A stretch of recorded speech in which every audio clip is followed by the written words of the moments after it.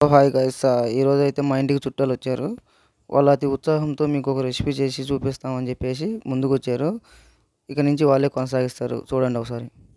Hi hello guys, నేను మీకు కరివేపాకు రైస్ చేసుకొని చూపిద్దాం అనుకుంటున్నాను. ఫస్ట్ 3 టేబుల్ స్పూన్స్ ఆయిల్ వేసుకొని తర్వాత గింజలు వేసుకొని శనగలు తక్కువ ఉంటాయి కాబట్టి వేసుకోండి, యాడ్ చేసుకోండి ఎక్స్ట్రా.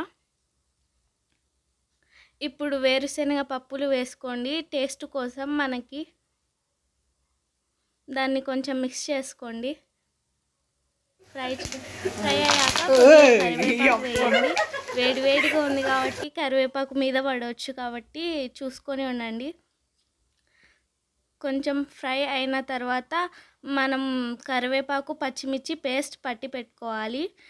ఆ పేస్ట్ యాడ్ చేసుకొని ఫ్రై చేసుకోవాలి. కొంచెం సాల్ట్ పసుపు యాడ్ చేసుకోవాలి, ఫ్రై చేసుకోవాలి. మళ్ళీ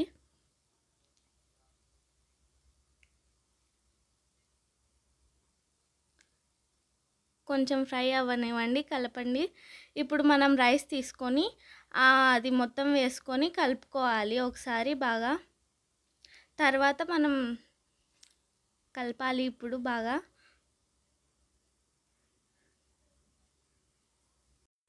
ఇంకా మనం అది కలిపిన తర్వాత లెమన్ జ్యూస్ తీసుకొని యాడ్ చేసుకోవాలి కొద్దిగా పుల్లగా ఉండడానికి. తర్వాత రైస్ని మిక్స్ చేసుకోండి, బాగా మిక్స్ చేసుకోండి. మళ్ళీ సరిపడా వేసుకొని కలపండి ఇప్పుడు బాగా మిశ్రమాన్ని. ఇప్పుడు సరిపడా మళ్ళీ మనకి సాల్ట్ పడుతుంది కాబట్టి మళ్ళీ మిక్స్ చేసుకొని వేసుకోండి. ఇప్పుడు మనకి కరివేపాకు రైస్ అయిపోయినట్టే. ఇప్పుడు సర్వ్ చేసుకొని తినేయచ్చు.